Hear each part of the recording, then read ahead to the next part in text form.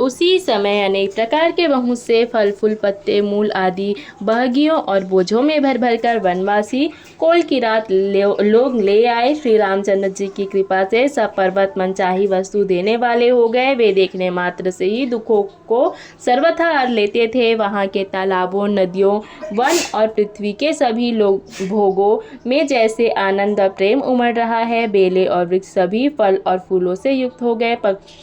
पशु पक्षी और भौरे अनुकूल बोलने लगे। उस अवसर पर वन में बहुत उत्साह था। सब किसी को सुख देने वाली शीतल मंद सुगंध हवा चल रही थी।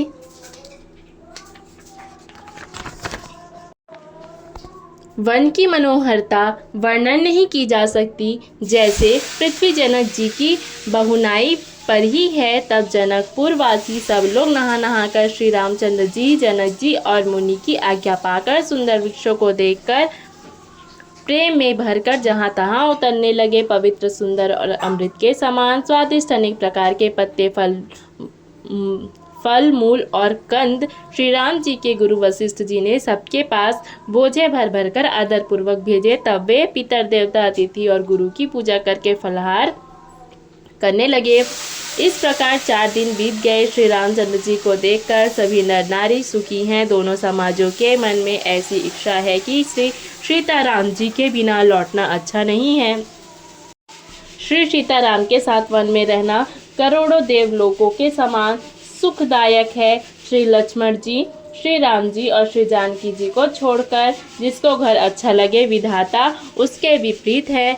जब देव सबके अनुकूल हो तभी श्री राम जी के पास वन में निवास हो सकता है। मंदाकिनी जी का तीनों समय स्नान और आनंद तथा मंगलों की माला रूप श्री राम का दर्शन, श्री राम जी के पर्वत, वन और तपस्वियों के स्थानों में घूमना और अमृत के समान कंदमूल फलों का भोजन 14 वर्ष सुख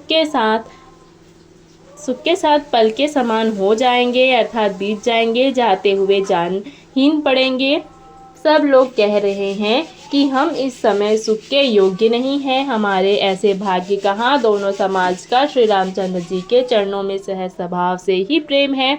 इस प्रकार सब मनोरथ कर रहे हैं। उनके प्रेम युक्त वचन सुनते ही मनों को हर लेते हैं। उसी समय सीता जी की माता श्री सुनैना जी की भेजी हुई दासियां कौशल्या जी आदि से मिलने का सुंदर अवसर देखकर आई। उनसे यह कहकर कि सीता जी की सब सासुएं इस समय फुर्सत में हैं, जनक राज का रनिवास उनसे मिलने आया। कौशल्या जी ने आदर पूर्वक उनका सम्मान किया और समयोचित आसन लाकर दिए। दोनों ओर सबके शील और प्रेम को देखकर और सुनकर कठोर वज्र भी पिघल जाते हैं। शरीर पुलकित और शिथिल है और नेत्रों में शोक और प्रेम के आंसू है। सब अपने पैरों के नखों से जमीन कुरेदने और सोचने लगे। सभी श्री सीताराम जी के प्रेम की मूर्ति सी हैं, जैसे स्वयं करुणा ही बहुत से रूप धारण करके विसुर रही हो, अर्थात दुख कर रही हो। सीता जी की माता सुनैना जी ने कहा, विधाता की बुद्धि बड़ी टेढ़ी है, जो दूध के फेन जैसी कोमल वस्तु को वज्र की टाकी से फोड़ रहा है। अमृत केवल सुनने में आता है और विष जहाँ तहाँ कौवे, उल्लू और बगुले ही दिखाई देते हैं। हंस तो एक मानसरोवर में ही है। यह सुनकर देवी सुमित्रा जी शोक के साथ कहने लगी, विधाता की चाल बड़ी ही विपरीत और विचित्र है, जो सृष्टि को उत्पन्न करके पालता है और फिर नष्ट कर डालता है। विधाता की बुद्धि बालकों के खेल के समान भोली विवेक शून्य है। कौशल्या जी ने कहा, किसी का दोष नहीं है, दुख सुख हानि लाभ सब कर्म के अधीन है। कर्म की गति कठिन है, उसे विधाता ही जानता है, जो शुभ और अशुभ सभी फलों का देने वाला है। ईश्वर की आज्ञा सभी के सिर पर है। उत्पत्ति, स्थिति अर्थात पालन और लय अर्थात संहार तथा अमृत और विष के सिर पर है। ये सब ही उसी के अधीन है। हे देवी, मोहवश सोच करना व्यर्थ है। विधाता का प्रपंच ऐसा ही अचल और अनादि है। महाराज के मरने और जीने की बात को हृदय में याद स्वार्थवश करती हैं। सीता जी की माता ने कहा, आपका कथन उत्तम और सत्य है, आप पुण्यात्माओं के सीमा रूप अवधपति महाराज दशरथ जी की ही तो रानी है, फिर भला ऐसा क्यों ना कहेंगी। कौशल्या जी के दुख भरे हृदय से कहा, श्री राम लक्ष्मण और सीता वन में जाए, इसका परिणाम तो अच्छा ही होगा, बुरा नहीं। मुझे तो भरत की चिंता है। ईश्वर के अनुग्रह और आपके आशीर्वाद से मेरे चारों पुत्र और बहुएं गंगा जी के जल के समान पवित्र हैं। हे सखी, मैंने कभी भी राम की सौगंध नहीं की, सो आज राम की शपथ करके सत्य भाव से कहती हूँ, भरत के शील, गुण, नम्रता, बड़प्पन, भाईपन, भक्ति, भरोसे और अच्छेपन का वर्णन करने में सरस्वती जी की बुद्धि भी हिचकिचाती है। सीप से कहीं समुद्र उलीचे जा सकते हैं।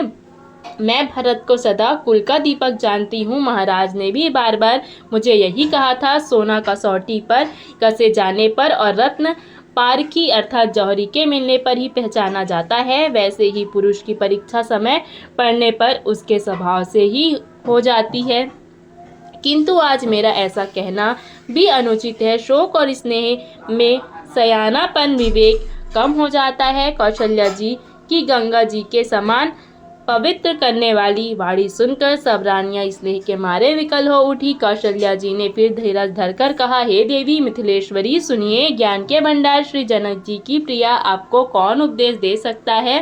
हे रानी, मौका पाकर आप राजा को अपनी ओर से जहां तक हो सके समझा कर कहिएगा कि लक्ष्मण को घर रख लिया जाए और भरत को वन को जाए। यदि यह राजा के मन को जज जाए तो भली भांति खूब विचार कर ऐसा यत्न करे। मुझे भरत का अत्यधिक सोच है। भरत के मन में गूढ़ स्नेह है